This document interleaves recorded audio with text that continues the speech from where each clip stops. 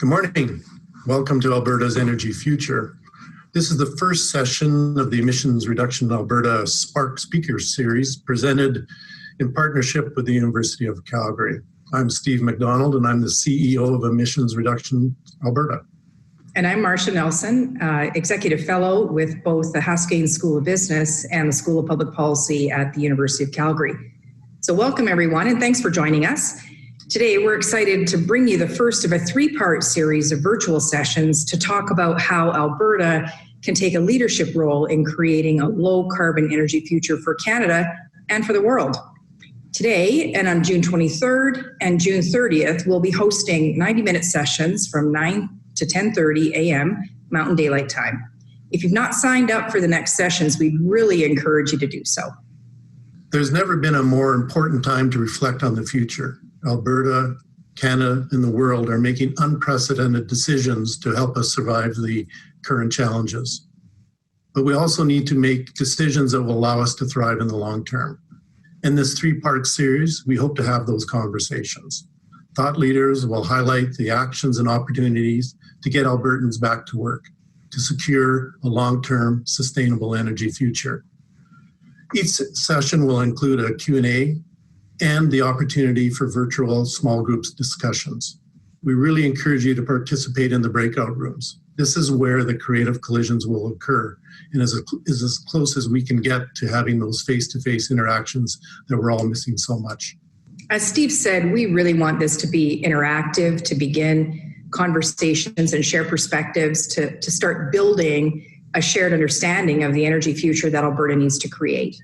Coming out of this set of events, we will be generating what we heard report shaped by the input that we hear from all of you.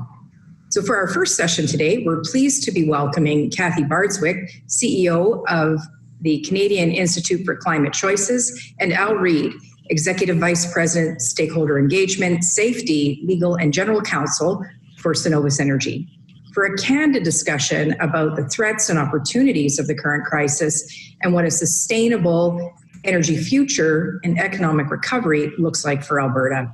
We're really looking forward to hearing their perspectives. And with that, we'd like to welcome Kathy and Al.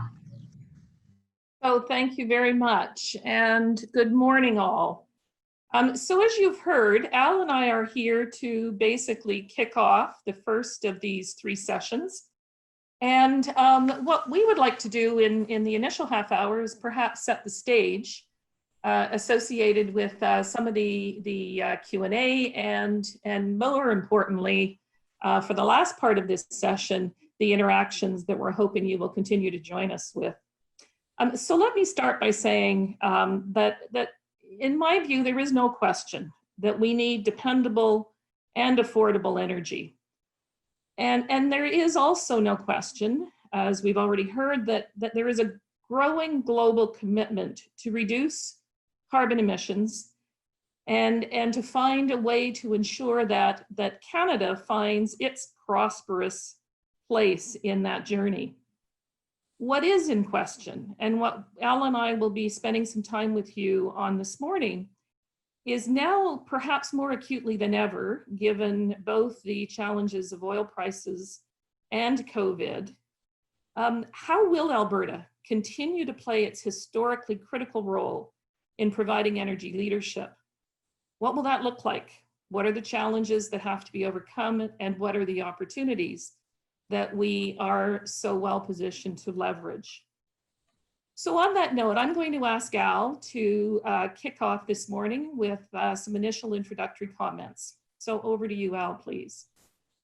Thanks, Kathy, and good morning, everyone. I'm really happy to be here to talk on the panel today. I want to thank the organizers and also everyone who's listening in for taking the time. As the largest single contributor to Canada's gross domestic product, our country's energy sector needs to be strong and prosperous to help lead the post-pandemic economic recovery. That will require Canada to implement policies to encourage investment in Canadian oil and gas operations, while also positioning our industry to be an integral part of a transition to a lower carbon energy future. To do that, we first have to decouple production growth from emissions growth. And we believe we can achieve that at Cenovus within the coming decade. And I'll talk a little bit about one of the targets that we set as we go through this morning's program. Next, we need to continue driving down emissions by lowering the costs of low emissions extraction and carbon capture technologies. If we want to do this quickly, we need to work with government, and we need to start doing that right away. And I think there's some positive examples that have come out of the current crisis in terms of government stepping up that are really positive through programs like the support for methane reduction initiatives, which is, as everyone will know, methane is a particularly potent greenhouse gas. And those are welcome, as well as the reclamation programs, the funding that's going to be there for orphaned wells. That's positive. It will get people back to work. It'll get our industry back generating cash flow and generating employment. The governments also need to incent the development of technology to address environmental challenges in our industry, and especially GHG emissions. This can be done through funding partnerships to accelerate innovation, and there's lots of examples of that. But also, and I think just as important, is policies that encourage technology development and commercialization of those technologies. And it's important that the policies go through that whole spectrum that goes from invention to pilot to first commercial adoption to broad commercial adoption. And there's examples of where we've done that in the past that have worked particularly well. And I think those are some of the things that we can pull from today to meet this new challenge. The other thing that I think is really important, that maintaining Canada's competitiveness in the global market is also a key concern. The development and commercialization of emissions reduction and carbon capture technologies is expensive. Carbon capture and storage today is not economic on a broad scale. And what that does is poses a significant barrier to Canadian companies when the vast majority of our international competitors as oil producers are not facing those costs. And that's not a complaint, but the fact is that of the large oil producing jurisdictions in the world, Canada is the only one with a meaningful commitment to Paris, and Canada is the only one with a price on carbon. The other large producing jurisdictions which we compete with for market share don't have those policies in place. In Canada, provincial and federal governments and industry need to work together to ensure our industry remains competitive so that we can maximize the value of the oil and gas that we produce. And that also has to happen while we're also reducing GHG emissions and establishing Canada as having a key role in the transition to a lower carbon future. And certainly that, when I talk to our federal government, I know that's something that they're very invested in.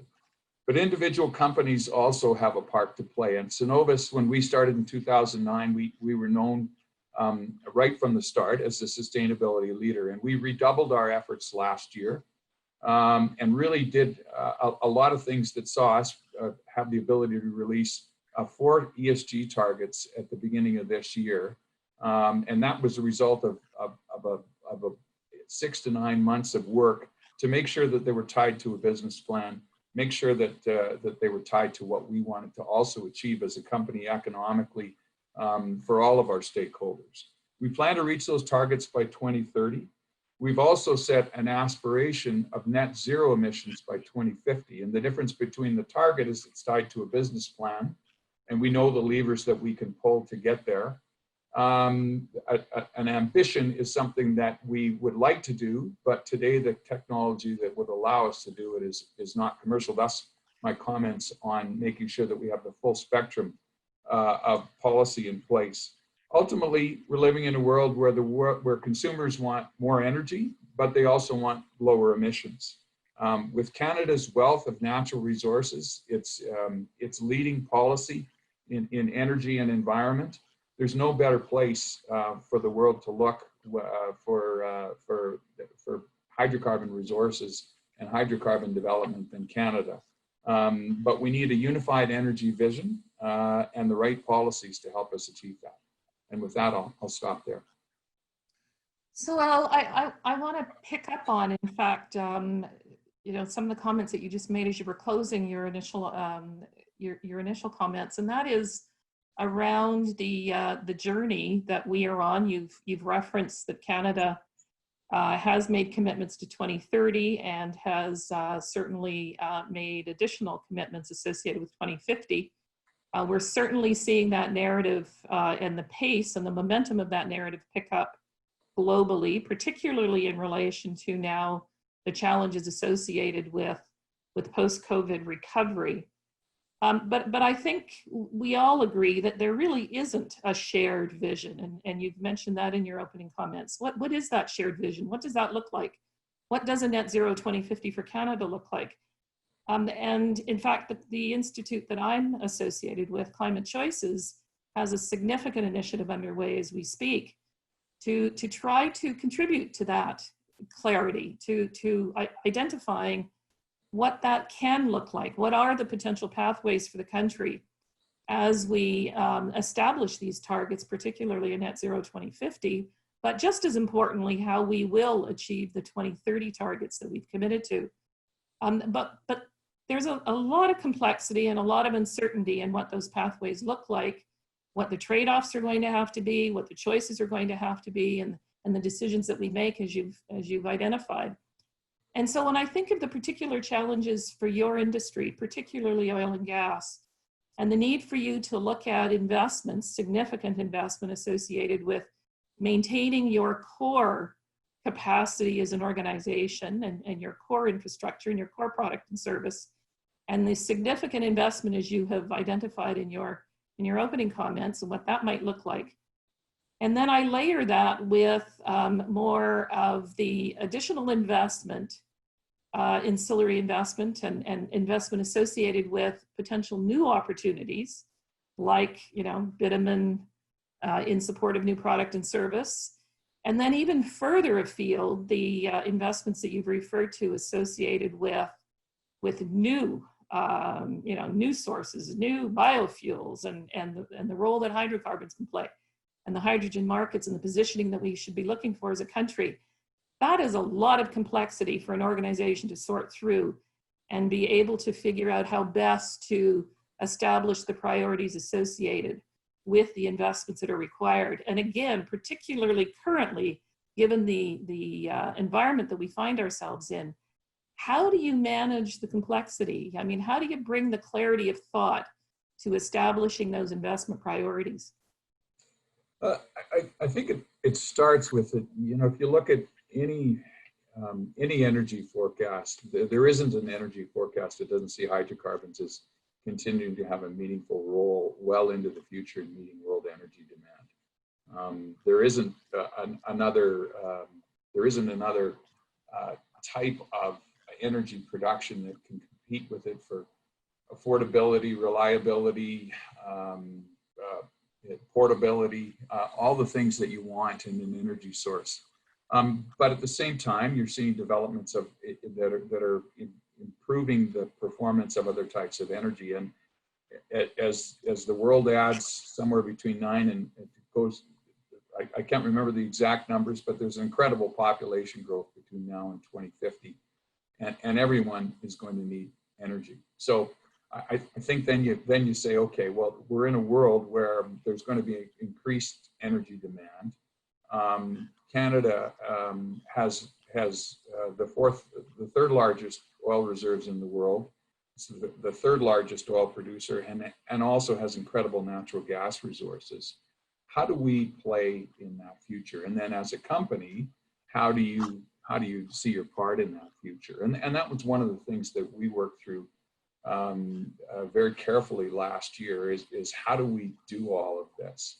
And I think what we resolved to is we looked at what our opportunity is as a company, both to compete economically, be able to continue to earn a return for our shareholders, make us an attractive place to invest, but also how do we meet our stakeholder needs? That's a broad range of stakeholders: government, shareholders, the people that lend us money, the institutions that lend us money. And so you have to factor all of that in. And what we saw is that we had the ability to reduce our GHG emissions between now and 2030 by a further 30%. We've already done that through technology and innovation. And we see ways that we can do that going forward. And we've already started to action some of those things, despite the market that we're in. And then the ambition was to say, we think we can do this, but we have to get some technologies that are going to work. And to me, Canada's, if Canada is going to be net zero, the one that has to work is carbon capture and storage. And there are other ones, there are other technologies out there. Can you go to a lower carbon hydrogen production and things like that? But carbon capture and storage is the one that I think really has to get working. It's a place that Canada had a natural advantage, and I think continues to have a natural advantage, but we've lost some of that. So a really good example is we used to own the Weyburn enhanced oil recovery facility, and it used to be the world's largest carbon capture and sequestration project. And what we did, and this goes back to, 20 years, over 20 years, that it was an old oil field that was amenable to a CO2 flood that happened to be located proximate to a place where you could get CO2, a particular pure form of CO2, so it wasn't expensive to capture, and then bring it up into the Weyburn facility and inject it for enhanced oil recovery. We sequestered about 30 million tons over the 15 or so years that we operated that facility. And I can't remember the exact numbers, but that's equivalent to taking a lot of cars off of the road for a year from an emissions perspective. We never received any credit for that. And ultimately, if you take something that is economic and really discrete circumstances and you want broad application of that, you have to give people credit when they do that. So there's a really good example is there's a policy in the US called 45Q that the Department of Energy asked for some work on it. The work has been done. And really what it does is creates tax credits for companies that sequester carbon.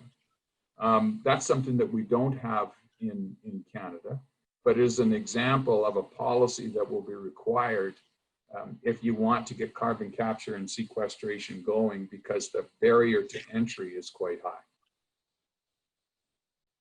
So let me also pick up on something that you referenced as well in terms of the innovations and the capacity and the competitive advantage that Canada has had historically in some respects.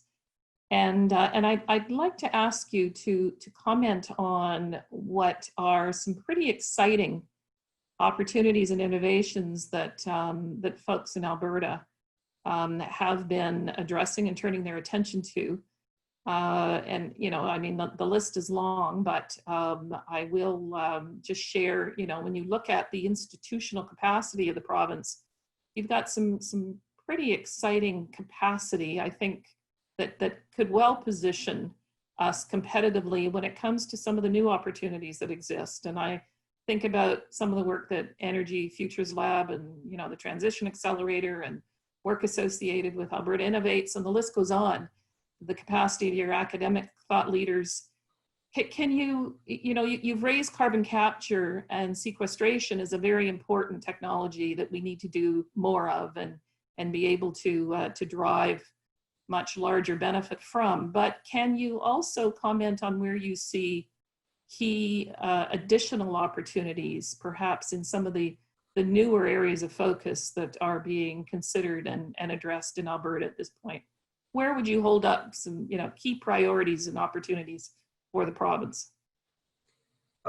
Well, I've mentioned one that I think is really important, and I think it's a carbon capture storage, a necessary part of a net zero aspiration. I think the other areas that are important are to find a way to do lower carbon hydrogen. Today, you can create hydrogen, but it's an emissions intense process, and there's a lot of research and development that is going on. Some of that we're doing through an innovation, a clean tech partnership that we have with Suncor that works with the clean tech industry on the West Coast to come up with, to invest in promising technologies to try and get them off the lab bench and into the field and ultimately commercialized. So I think that's another one that's very, very important. And when I think about environmental and social governance, broadly, I think it's also important, our targets are around water use, our targets are around land use. Indigenous engagement's really, really important in Canada. It's never been more important. And carbon, but the one that gets all the attention is carbon. And when I look at what Alberta's capacity is, inventions in the Alberta oil industry have made their way all around the world. I mean, one of the things that's really revolutionized the oil and gas industry is horizontal drilling. That was something that was, a lot of pioneering work was done in the oil sands that made that possible. And our industry has always done a great job. Maybe it's because a lot of the work is done by service companies, that a service company will pioneer a technology with one company and then it will take it to another. So I think all of that really, really helps. So, I look at hydrogen production and I look at carbon capture or storage as the key ones. Those are the ideas, the invention, if you will, that I think are really, really important. And then it's how do you actually get someone to take it to the field, to pilot it? And then moreover, who's the first person that's going to risk capital on it? And that's where you really need to bring together that energy policy and invention if you're going to do that. And Alberta has a long history of that. If you look at the history of in situ oil sands, Alberta recognized a long time ago that Canada has the third largest oil reserves.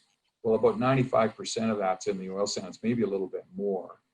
And they had a problem, an 80-20 problem, where 20% of it they could figure out that they could mine it, and they knew how to do that. And 80% of it was too deep to mine, and it was this tremendous advantage for Alberta that they didn't know how to get after. So what did they do? They stood up AOSTRA, something that could be stood up again or something similar. And that really worked on the technology. They built an underground test facility and they worked really hard to make sure that they had a technology that would work. And then once they had the technology that would work, they put in place a fiscal system, a royalty regime that rewarded producers who used that technology so that they could get their initial capital back. They did things like accelerated capital cost allowance. And as the industry built up and became successful and really made the technology work, then they started to withdraw those initial types of fiscal incentives.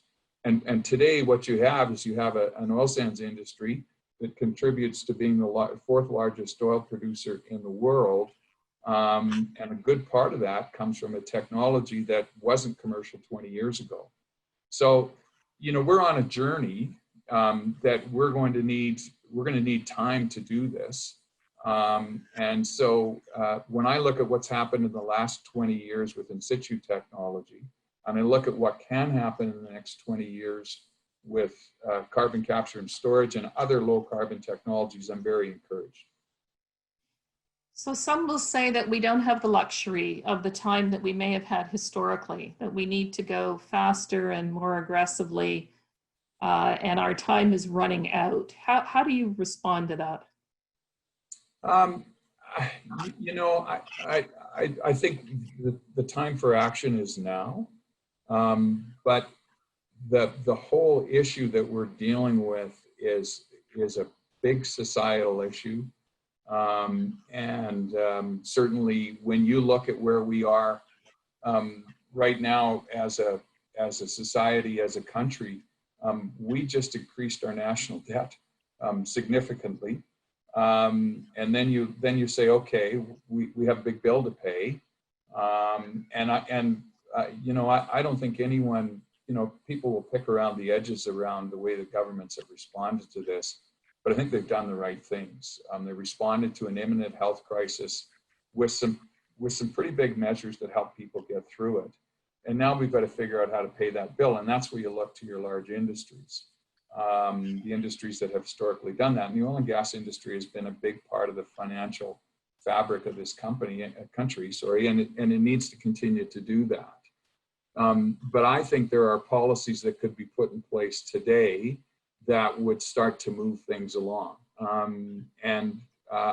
You know, the reality of the situation that we're in right now is that you're not going to see very many producers in our sector that are willing to take on additional debt right now.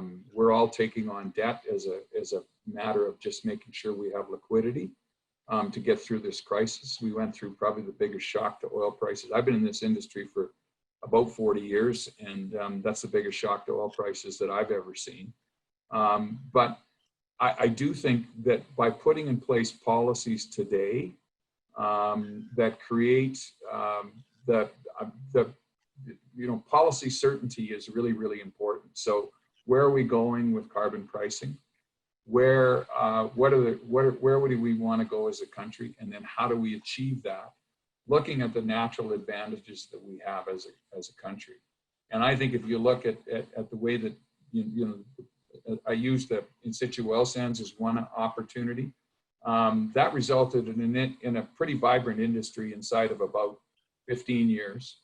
And I do think that that's the kind of things that we're going to absolutely have to do if we want to move forward. So I think we can start today, recognizing that we won't have the answer tomorrow, but we might have significant answers within the next few years. And that's the only way we're going to get at it, is not by wondering what to do, but by starting down a road and course correcting as we go. So I know that we've got just a couple of minutes before we need to move into the Q&A. So what I'd like to do is end this part of the session with a question related to the conversations that need to be had and the shared vision that you and I both referred to. The conversations that are being had, to a certain extent, I think one of the deficiencies from my perspective is this lack of kind of a shared rallying around what is it we're trying to achieve as a country. Where do you see the most significant, forging of new conversations, new relationships, bringing a different combination of stakeholder into the conversations to be able to address, I think, this gap in a shared sense of where that momentum needs to be, in spite of the uncertainties and in spite of the questions. To your point, let's just get on with it. That's going to require, I think, a better understanding of how we're in this together and how we work together to move down that road of uncertainty. So what advice do you have, or what would you like to see differently vis-a-vis the stakeholders that are involved in trying to sort this out together? I think you have to ask yourself, first and foremost, I think so as a country, we have to have an economy, and we have certain natural advantages that give us that economy. So I think that's where it starts. And when I look at Canada, what's Canada good at? Canada is particularly good at resource development, and has and is blessed with incredible natural resources, not just oil and gas, but all kinds of other resources. So that's an advantage that I don't think any country should look away from. The next question is how do you do that as responsibly as possible, and how do you meet the challenge of climate change? And so I think you don't start by looking away from what you're good at. I think if you look at any energy demand forecast, sees oil and gas continuing to play an integral part. And I refreshed myself last night on a International Energy Agency paper that came out right in January. I think it was released at the start of the World Economic Forum. And what it said is there is no solution to climate change without the participation of the oil and gas industry. The oil and gas industry has to play a meaningful part, because what does the oil and gas industry know how to do? It knows how to do big capital projects. It knows how to innovate. It knows how to implement technology in challenging environments. And so I think that the conversation that we need to have is, who are we as a country? what are you good at? I mean, a long time ago, someone said to me, what do you want to do? And as a young, like most young people, I had no idea. And they said, well, what are you good at? What do you like to do? And I think as Canadians, we have to say, what are we good at? What do we like to do? What's our natural advantages in the natural resource sector? And then how do we take advantage of that? What are the policies we want to put in place? And so it's probably starts with that grounding as to where are we going to go as a country?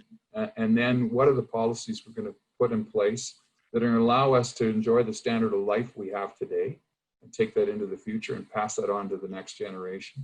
And how are we going to do that responsibly and meet our commitments for climate change? And I think that's the way it has to start is, you know, what do we have to work with? And then how are we going to meet the outcomes we want? Okay, I see that Elizabeth has joined us. That's our cue to allow the Q&A now. So Elizabeth, over to you. Thanks, Kathy and Al, both really great remarks. And yes, I would encourage folks to use the Q&A at the bottom of your screen to pose some questions, both for Kathy and for Al. And I think I'll start, Al, you mentioned building from strengths as a really important component for success and talked about AOSTRA. And so we do have a question about, you know, what was different and unique about AOSTRA that really allowed that particular technology to move forward? And is there anything that organizations like Emissions Reduction Alberta or Alberta Innovates can learn, you know, from the success of AOSTRA? Yeah, I think AOSTRA was part of the answer, and then the other part of it was so AOSTRA really focused on the technology, and then there was something that came along called the National Oil Sands Task Force, and so AOSTRA was there was a sense of urgency around the technology. We have this tremendous advantage. We have no way to get it. How do we do that? So there was a sense of urgency around the technology. And then the National Oil Sands Task Force was pulled together at a time when the country was facing some dire economic circumstances. And what many people in Alberta forget is that the National Oil Sands Task Force came together under a Liberal government. And it was Mr. Martin and Mr. Chrétien that said, you know, we need the economic development that's going to come from this.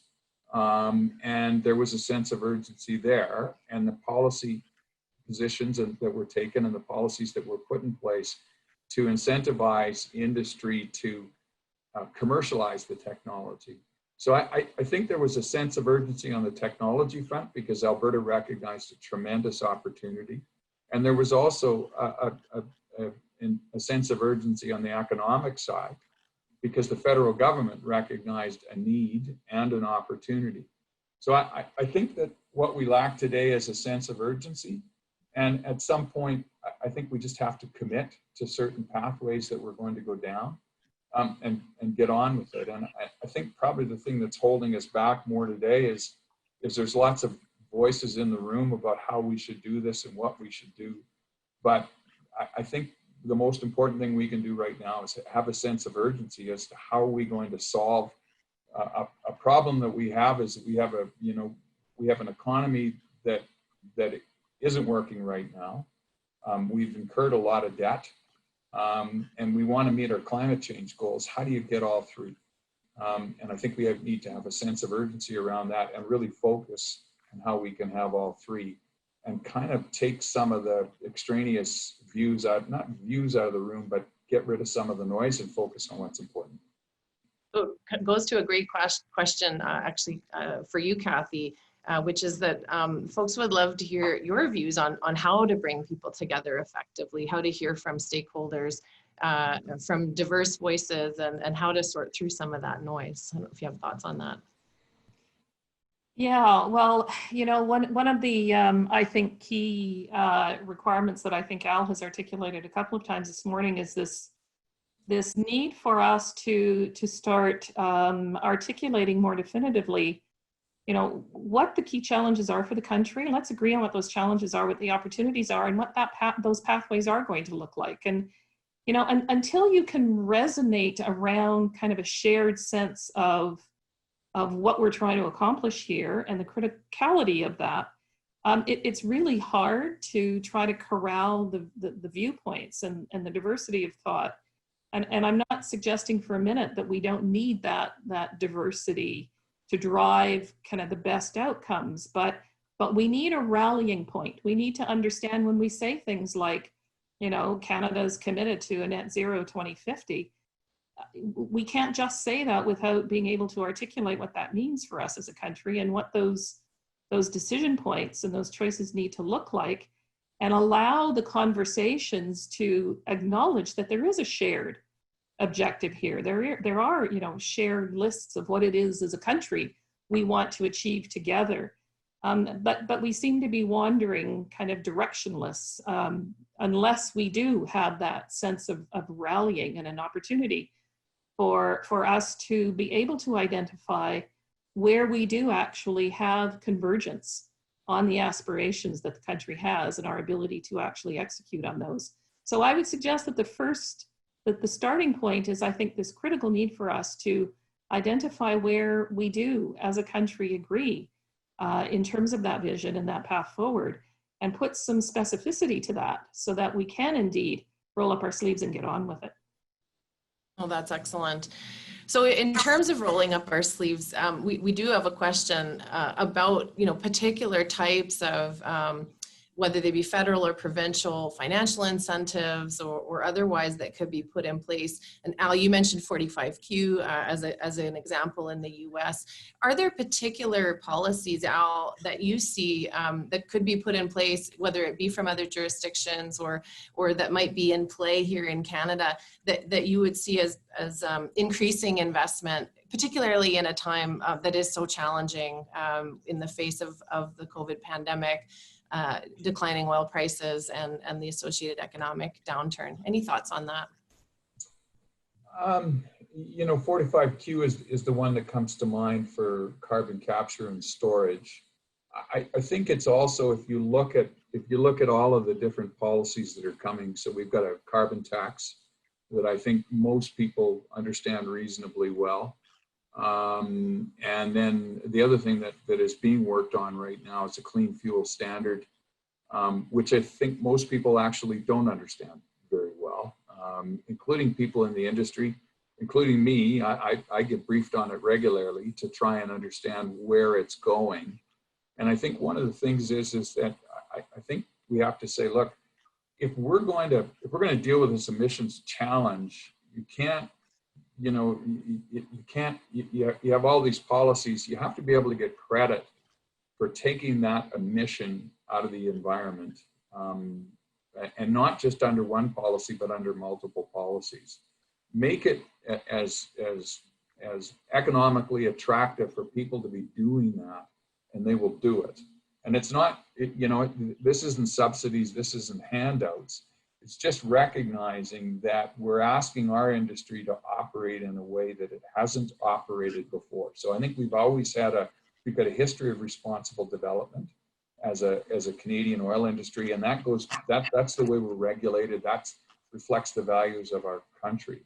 But we need to turn it into a market environment that creates that incentive for people to do things. And we need to also expand our mind. I mean, one of the things that Alberta has is a tremendous advantage on for carbon capture and storage is a lot of depleted gas reservoirs all over Alberta and Saskatchewan and in parts of BC.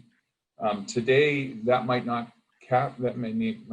qualify as permanent sequestration, but it could in the future.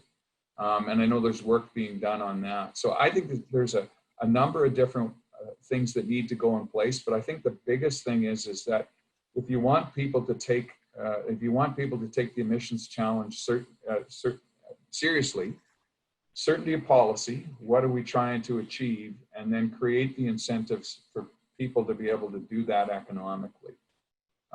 Because the one thing I do worry about, and I did reference it in my opening remarks, was the competitiveness of our industry is that we need to continue to be competitive. And if we're not, if oil and gas is going to continue to meet energy demand, and we create an uncompetitive environment in Canada, we may slow down the industry or stop the industry in Canada, but we will still have oil and gas development going out elsewhere.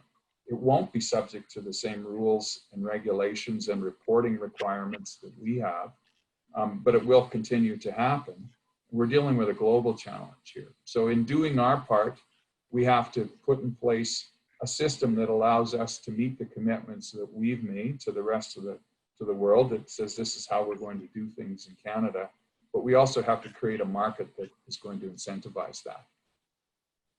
So follow on to that question for you, Kathy, which is, so you sit in an important role as the CEO of the Canadian Institute for Climate Choices, and I know you came from a long career in the financial industry, most recently as CEO of the Cooperators. You know, given the current circumstances and the need to take some action, are there things in your mind that industry and government, from a policy or a technology perspective, can do in the very near term? You know, in the next 6 months to a year, what would you see as priorities for kickstarting some of that action?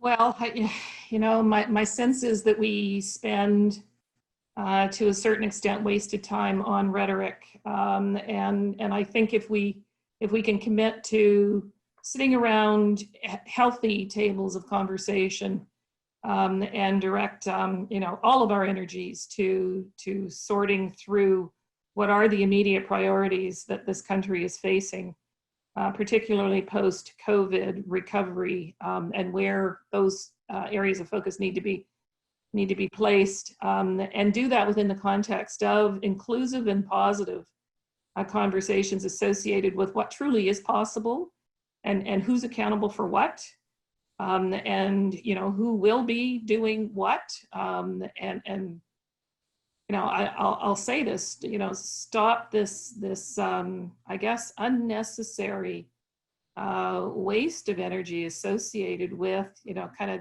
dancing around some pretty tough questions associated with where we see oil and gas in our future, what additional support mechanisms need to be provided to the industry, whether that's, you know, to Al's point that, you know, carbon capture is such a significant core requirement, and the ability to ensure that we are successfully moving that development capacity for the country forward.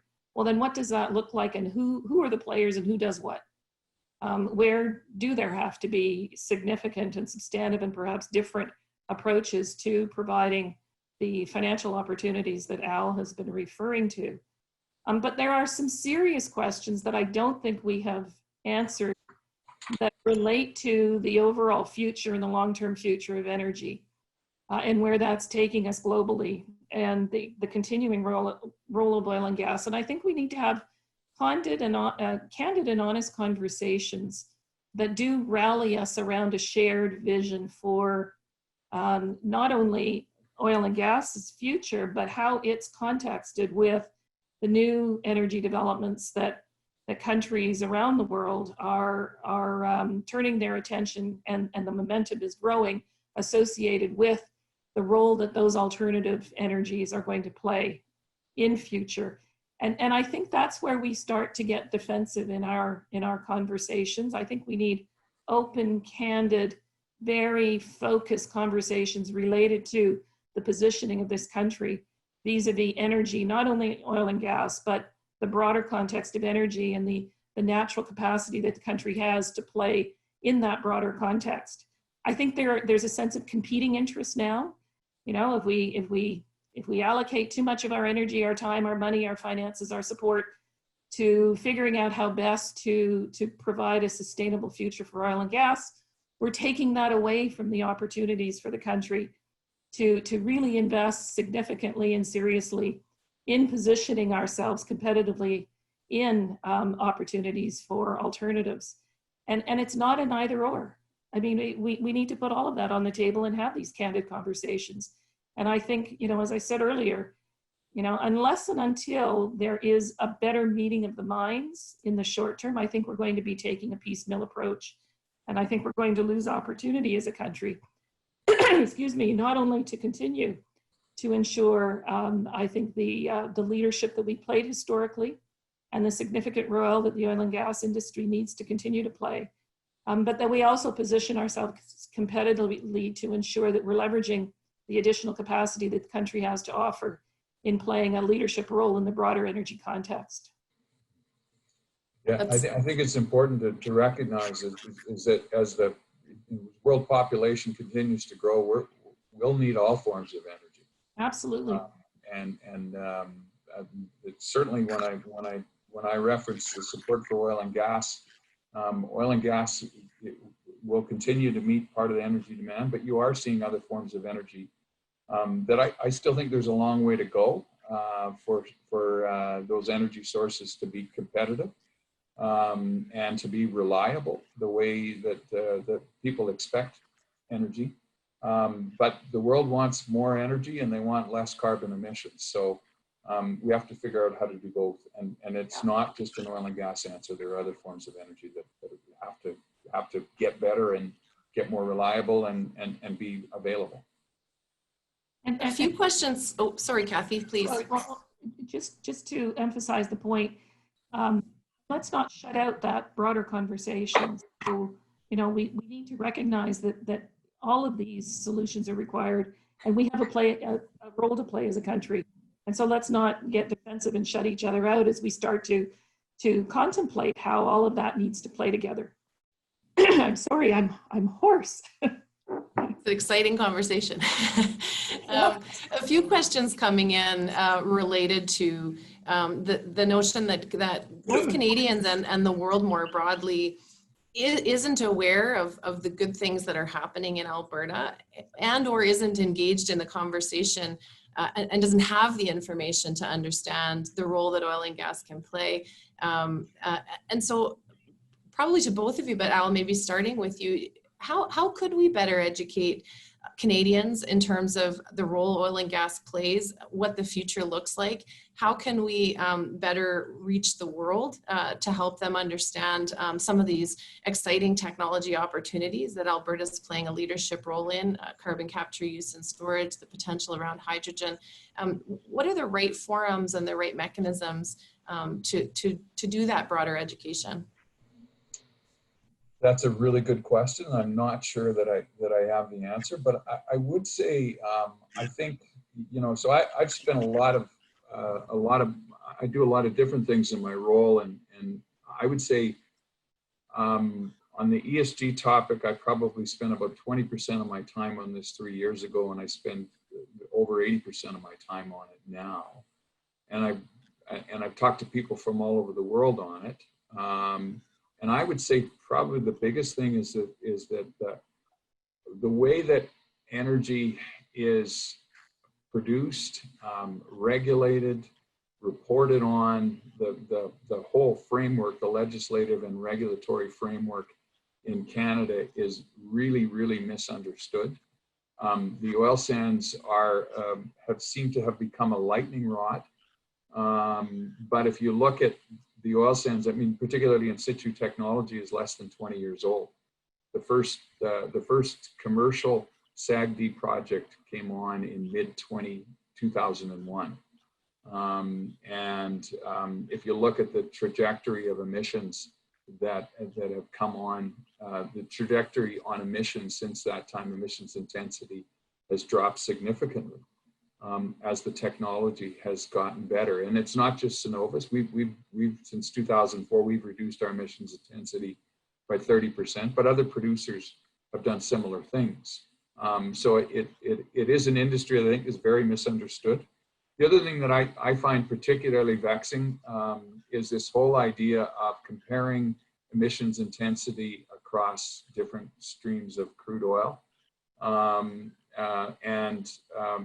Anyone that's looked into it will tell you that in most of the world, you can't get the data to accurately do that. So it's based on model data. The one thing in Canada and particularly in Alberta is that we all report that that is broadly available. So I think it starts with, educating people on the resource, where it's located, the challenges in getting to the resource, and then the progress that has been made, and also the expectations that we have as a society. Industry will say, well, we're regulated in this way. We're regulated in that way because that's what Canadians expect. That's what Albertans expect.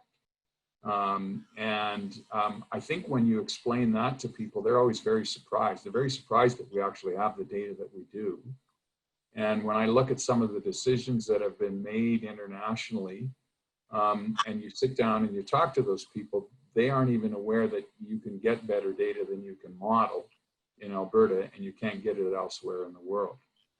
They aren't aware of a lot of the things that Alberta does and Canada does. So I think there's a broad education that needs to happen on the way that what the resource is, how we develop it, and how we're expected to develop it from our national and regional governments. Thanks. Maybe I'll pose one more question from the QA before I invite you both to just provide some closing remarks. We're coming up on 10 o'clock when the breakouts will begin. And it's come in through the QA, and I'm happy that it has, because it is a little self-serving, which is, what is the role that organizations like the University of Calgary, the School of Public Policy, the School of Business, Emissions Reduction Alberta as a funder, what are the roles that organizations like ours can play in moving towards some of these solutions? Had a question around things like pathways, modeling, and study work that might come out of some of the academic and post-secondary institutions for ERA offering funding. Maybe Kathy could start with you. What's the importance of organizations like ours? Well, I think I would start by suggesting that, to Al's point about the lack of understanding and excuse me, I don't know if I'm going to be able to continue to speak, that there is really a gap in understanding, and unfortunately that exists with some pretty critically important stakeholders for the country and for the energy industry in the country. And you've got to ask yourself why.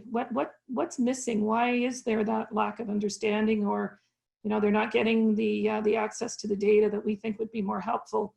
And that leads me back to somewhat answering your question, and that is that we've got significant opportunity. We've got the leverage of a very skilled and innovative ecosystem of players, many of them that you've mentioned, particularly in Alberta. And so what is it that these institutions working together and identifying what they are best able to provide, what role can we play to ensure that we're having the candid conversations, putting accurate information on the table, and taking responsibility to ensure that we disseminate that information to the most important stakeholders? And I think the institutions in the province all play individual and unique roles in either providing that accurate information and managing the initiatives associated with driving out the story. But other aspects of that institutional ecosystem in the province is also very well positioned to actually carry the message and to increase our efforts associated with ensuring that the messaging is getting out to critical stakeholders. So I think there's a reflection to be had in terms of what is working, what isn't working. To Al's point, related to the compelling story, including what isn't working, that we are prepared to share with the world and ensure that the respective unique strengths of the institutions in that ecosystem are being brought to bear in sharing that message. Al, thoughts on the role of organizations like ours? Well, I think there's a really important educational perspective, particularly at the university level. I think energy literacy is something that is really lacking right across the country, including in Alberta. But I do think it's really, really important where our energy comes from, where could it come from, how reliable is it today?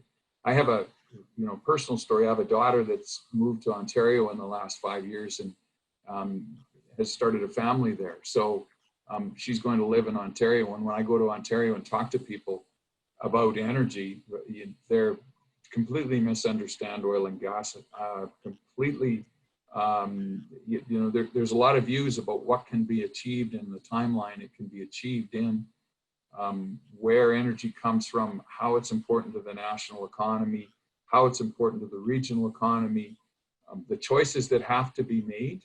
I think those are the kinds of things that organizations like ERA and the universities, not just the University of Calgary, but other universities as well, play a critical role in and dipped in reality.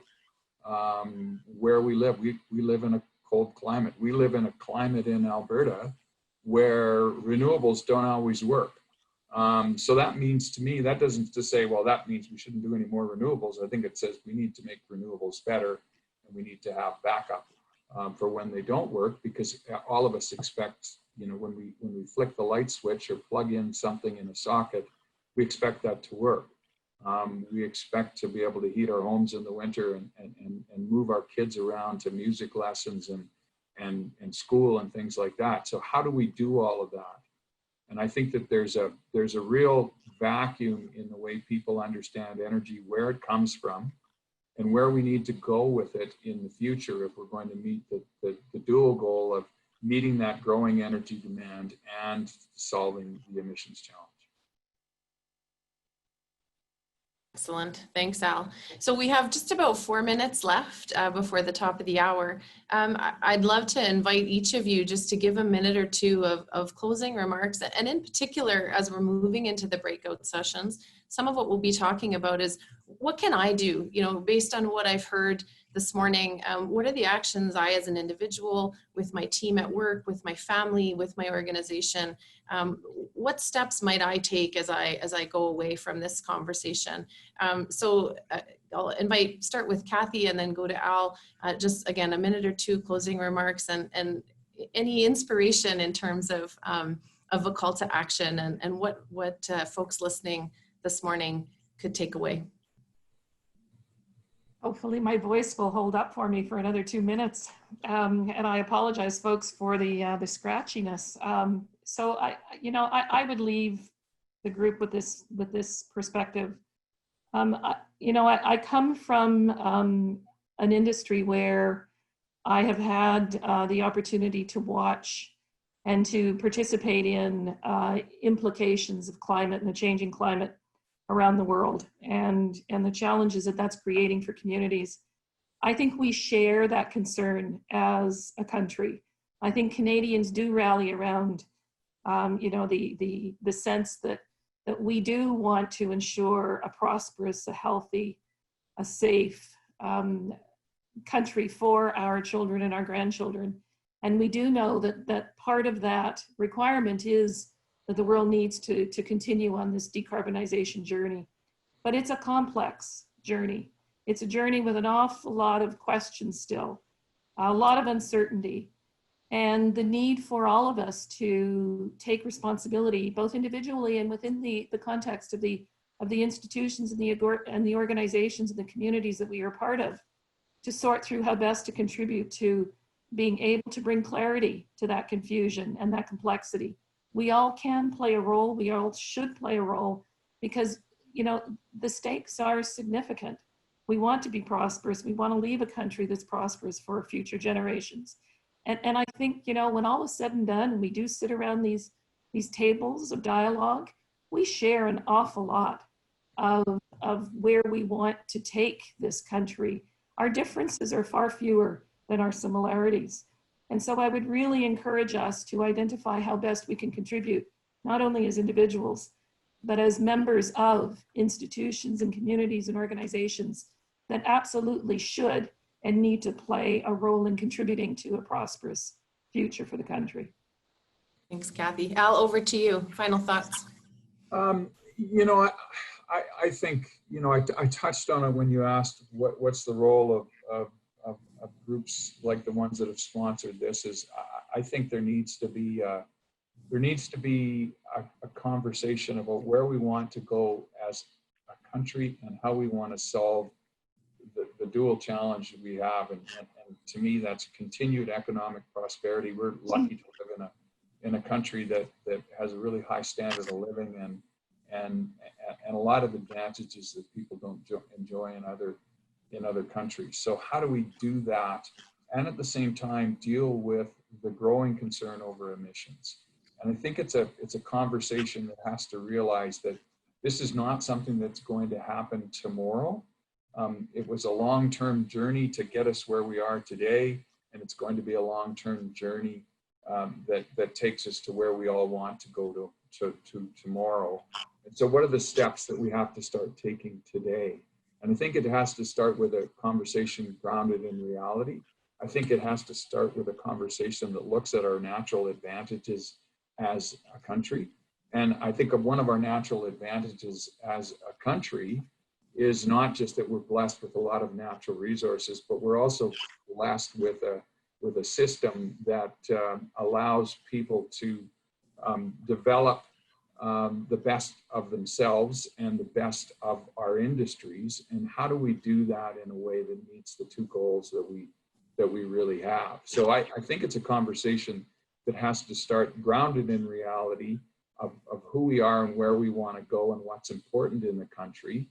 And has to be, it can't be partisan, because I think everyone wants a better future, and what does that future look like? And it probably needs to be less of us and them and more of we. How are we going to do this? So I think that's where it starts.